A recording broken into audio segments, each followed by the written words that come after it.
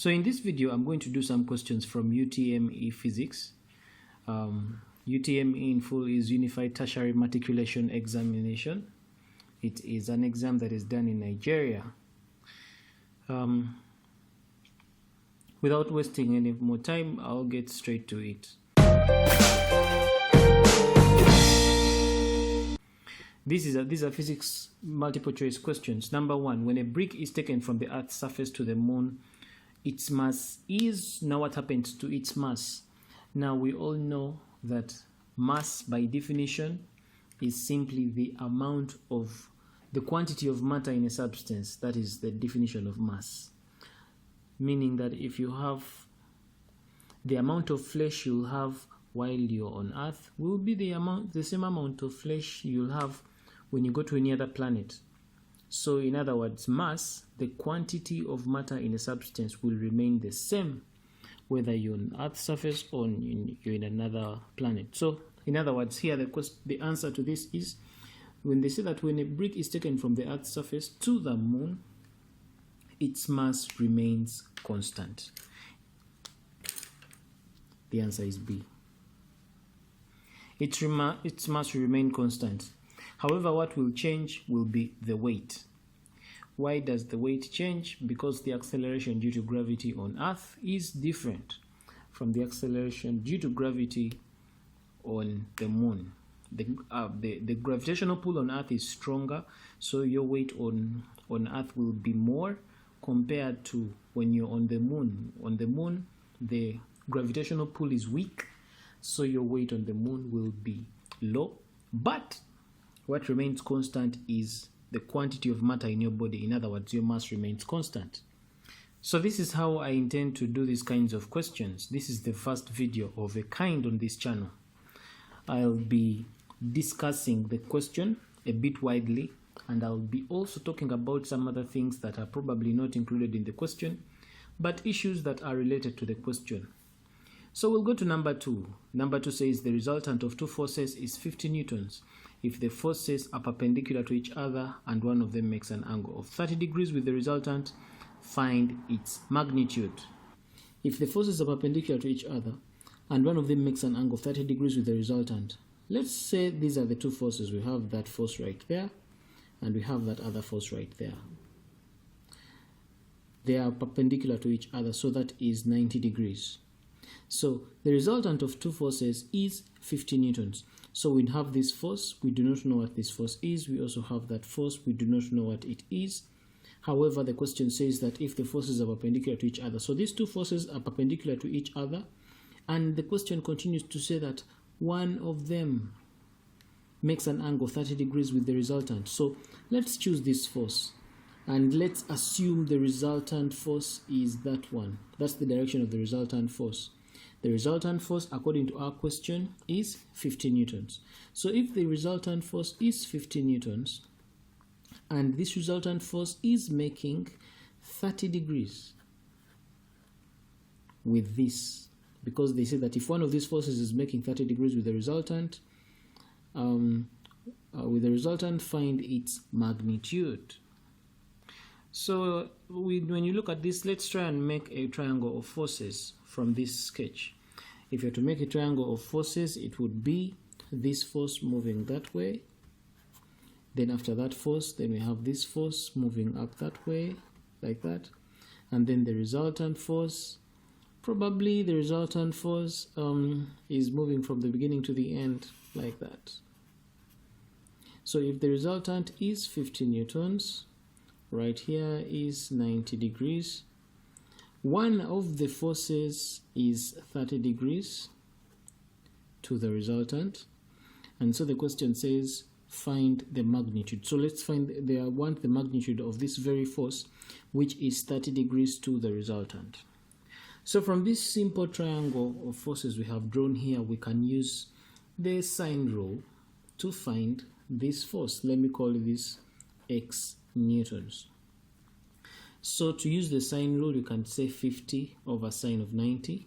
50 newtons, divide that by the sine of 90, which is 1, is going to be equal to the x Newton force divide that by the sine of this angle. Now, what is this angle? If this is 90 and this is 30, that is 120, 120. Here is 60.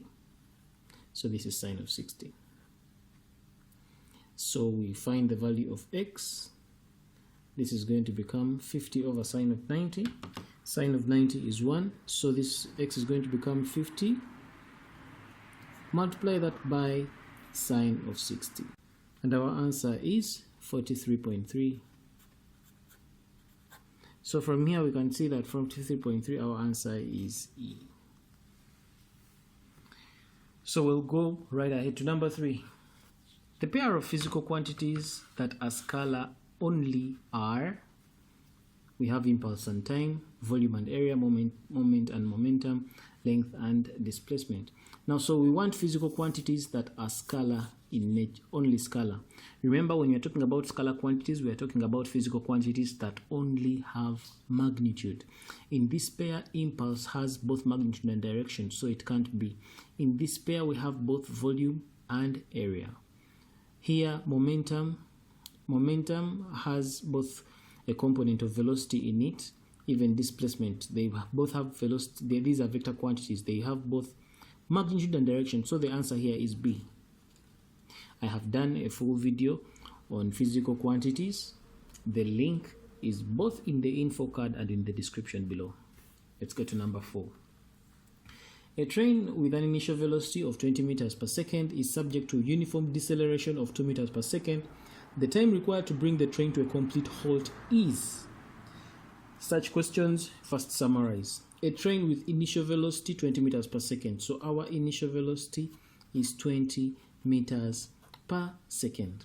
Is subject to a uniform deceleration of 2 meters per second. So uniform deceleration, it means that our acceleration here, see, it's not acceleration, it is deceleration. So it means our acceleration here is a negative 2 meters per second. So it's negative 2 meters per second squared.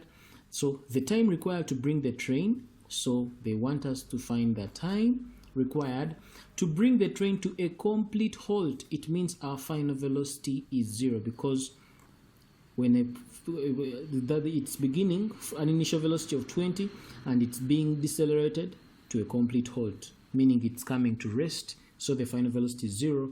So they want us to find the time. So we shall use the first first equation of motion. V is equal to U plus AT. Our final velocity V here is 0, so we shall say 0 is going to be equal to initial velocity, which is 20 meters per second.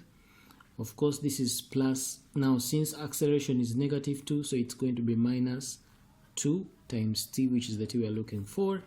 Of course, definitely, this is going to become negative 20 comes this way. We will remain with 2t. Divide by negative 2, divide by negative 2. This goes with that. We end up with t is going to be equal to, by 2 ones by 2, 10. And so it means that our value of t here is 10 seconds. And since our value of t is 10 seconds, from our answer here, our answer is C. Now, I have covered a full this entire topic on straight line motion, or call it motion in a straight line, or kinematics. I have an entire lecture on this topic from the very beginning to the end, covering each and every dynamic as far as this topic is concerned. There is a link in the info card, and there is a link in the description, in the video description. If you need reinforcement in this topic, be sure to check out those links.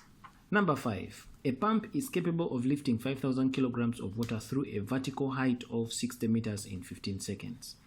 The power of the pump is, so first of all, what is power?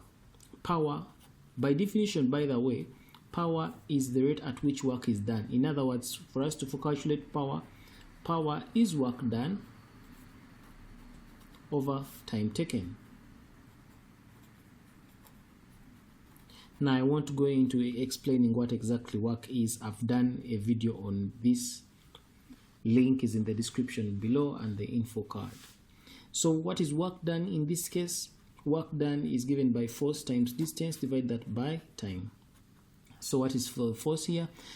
The question says that a pump is capable of lifting 5,000 kilograms of water. So the force is mass times acceleration. So the force here is 5,000. Force is given by mass times acceleration. So it is 5,000. Now the pump is capable of lifting 5,000 kilograms of water through a vertical height of 60 meters. So it means that the pump is lifting water through a vertical height. So in other words, here the force is going to be mass times gravity, which is mass 5,000 times 10. Multiply that by the distance moved. So the distance moved in this case is 60 meters. So it is times 60 meters. Divide that by the time taken. The time taken is 15 minutes, but we have to convert that time to seconds, the SI unit for time. And so when we do that, we shall end up with 3.33 times 10 to the power 3, and that's the power. Power is joules per second, which is the same as watts. Our answer is D. So let's look at number 6. The coefficient of friction between two perfectly smooth surfaces is, of course, it is 0. And they are perfectly smooth, there is no friction in between. Their coefficient of friction is 0. Number 7. At what depth below the sea level would one experience a change of pressure equal to 1 atmosphere? Now, 1 atmosphere, first of all, is approximately 10 to the power 5 pascals. In other words, it is 10 pascals. That's the 1 atmosphere they're talking about. Pascals is the same as newtons per meter squared. These are the SI units for pressure. Now, at what depth below the sea level would one experience a change of pressure equal to 1 atmosphere? So, in other words, they're asking us that if we are to dive deep into water, what would be the depth that we will have to sink deep into the sea in such a way that the water above us, or the water that is sitting above us, gives us pressure that is equivalent to 1 atmosphere. So to crack this, we know that pressure in liquids is given by height times density times gravity. So the pressure we are talking about is 1 atmosphere, which is 100,000 pascals. So the pressure is 100,000 pascals is given by the height we are looking for. Multiply that by the density. We are talking about water. The density of water is 1,000. Multiply that by gravity. We shall assume gravity to be 10. So our value of h, or the height in this case, is going to be 10. So if our height is 10, it means our answer here is D. Now I've done a whole lecture on pressure, explaining everything you need to know about pressure from the very basics to the end, including very illustrative worked examples. Link is in the description below. Be sure to check it out. Number 8. What volume of alcohol will have the same mass as 4.2 meters cubed of petrol? So we have this question shows that we have alcohol and petrol. What volume of alcohol will have the same mass as 4.2 meters cubed of petrol? So as far as volume is concerned, petrol, they want it is 4.2 meters cubed of petrol. What volume here do we need that is going to be equivalent to this amount of petrol? But then the thing connecting these is they have the same mass. So as far as volume, that's the thing. Mass, it is going to be the same. If this is mass of alcohol, should be the same as mass of petrol, because they're telling us that at what volume of alcohol will have the same mass. So the mass component is what is connecting the two. However, when it comes to the density of alcohol is different from the density of petrol. So we shall use this formula. We know that density, let me use density, is equal to mass over volume. So in other words, let me do it right here. Density. So if density is equal to mass over volume, let's make mass the subject of the formula. Mass is going to give us is equal to density times volume. So they're telling us here that what volume of alcohol will have the same mass. So it means that the mass of alcohol and petrol are the same.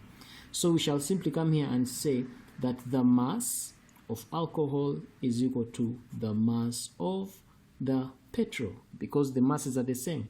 So the mass of alcohol is given by, remember we said mass is equal to density times volume. So the mass of alcohol is given by density of alcohol, multiply that by the volume of alcohol, should be giving us the density of petrol times the volume of petrol. So what's the density of alcohol?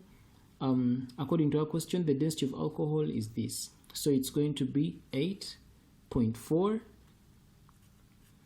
times 10 to the power 2 times the volume of alcohol. The volume of alcohol is not given. Actually, it is what we are looking for, because the question says what volume of alcohol. So this is multiply that by the volume of alcohol is going to be equal to the density of petrol. The density of petrol is given right there. It is 7.2 times 10 to the power 2. Multiply that by the volume of petrol. The volume of petrol, according to our question, is 4.2 meters cubed. That is 4.2 meters cubed. So we divide this by 8.4 times 10 squared. Divide here 8.4 times 10 squared, and the volume we end up with, the volume of alcohol we shall end up with will be 3.6 meters cubed.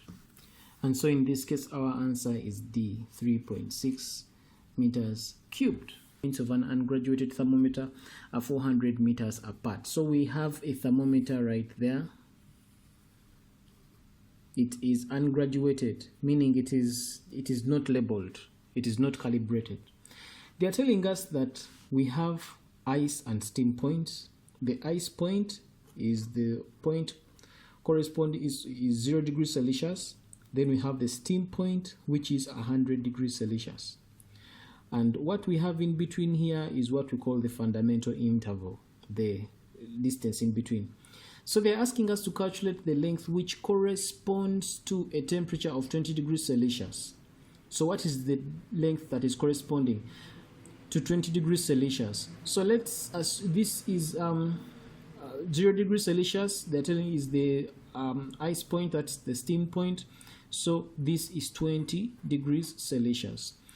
We want the length that is corresponding to 20 degrees Celsius if the ice and steam points of the ungraduated thermometer are 400 meters apart. In other words, if the ice and steam points are 400 meters apart, they're trying to tell you that the distance from 0 to 100 is 400 millimeters apart. So they want you to find that if the distance from here to here is 400 millimeters apart, what's the distance from here to there? That's what this is what they mean by ice and steam point. So one of the factors, one of the properties of a good thermometric property is that it is supposed to expand linearly. So if 400 millimeters is corresponding to 100 degrees Celsius, this distance is corresponding from 0 to 400. This represents 100 degrees Celsius.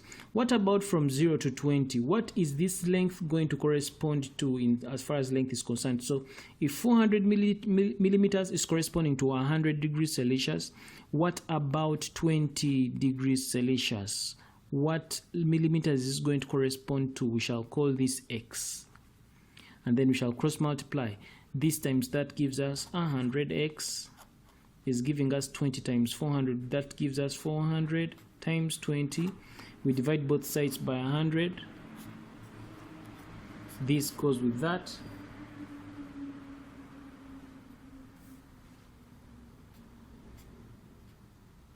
We shall end up with 80. So if it is 80 millimeters, it means our answer here is A. So to understand this question, you need to understand the background, or what we mean by specific heat capacity. Two liquids, X and Y, we have X liquid here, we have Y there, having the same mass. So if they have the same mass, it means they are the same size. They are two liquids, same mass, okay, with the same quantity of heat. This heat, even here, the heat, the mass is the same, the heat is also the same. You're heating both of them. But then when you heat them, they both have the same quantity, same mass, and same amount of heat. What happens? They are telling us that if the temperature rise in X is twice that of Y, in other words, the temperature rise in X, if the temperature rise in X is twice that of Y, so meaning if the temperature rise in X is 10 degrees Celsius, it means, now let me use 2. If the temperature rise in X is 2 degrees Celsius, it means the temperature rise in Y was just 1. Because the question says that if the temperature rise in X is twice that of Y, the ratio of specific heat capacity of X to that of Y is, now if the temperature rise here is twice that of here, what this means is that this body requires a lot of heat for it to move its temperature by 1 degree Celsius. In other words, for me to be able to raise this temperature, I require more heat compared to this one, because we have supplied the same heat. However, on supplying the same heat, the temperature of this body has risen more than this one. It means that if we are to make sure that the temperatures of these two bodies are rising at the same time, it would mean that I'm supposed to adjust the amount of heat there. The heat here can't be the same. In other words, I'm supposed to supply this body more heat than this one if their temperatures are to be the same, if they are to rise up the same. So what does that mean? It means that as far as this body Y is concerned, it requires me to supply it with more heat, or in other words, it requires more calories to raise its temperature as compared to this one. So that means that the specific heat capacity of body Y is higher than this one. This one is low, just a small amount of heat, the temperature is already up. Here is the same amount of heat, but the temperature is not moving, so it requires more heat to get this temperature up than this. So they're saying the ratio of the specific heat capacities would be, if this is rising up twice as that, so it means that the specific heat capacity of this body is half. In other words, according to this question, this is 1, 2, 2. And so the answer here would be C. And then finally, let's look at our final question. Foods cook quicker in salty water than in pure water because of the effect of course, B. This is because of B. The dissolved substances on the boiling point. They are the factors that affect the boiling point of water. We have impurities, and in this case, the impurities here are the dissolved substances. How does the impurities affect boiling point? Impurities affect the boiling point by reducing it. For example, if you have pure water boils at 100 degrees Celsius, but if you put there some impurities in water, when you boil the water, you attempt to heat the water, it will not boil at 100 degrees Celsius. It will boil at slightly below that temperature because of impurities. So impurities affect the boiling point. So that means that if we cook food in salty water, those dissolved substances affect the boiling point, and so it means that the food will cook quicker, or it will boil quicker than usual. This is the very first video of this kind on my YouTube channel, where I get to do UTME papers. If you want to see more of these videos explaining other past papers, please let me know in the comment section below.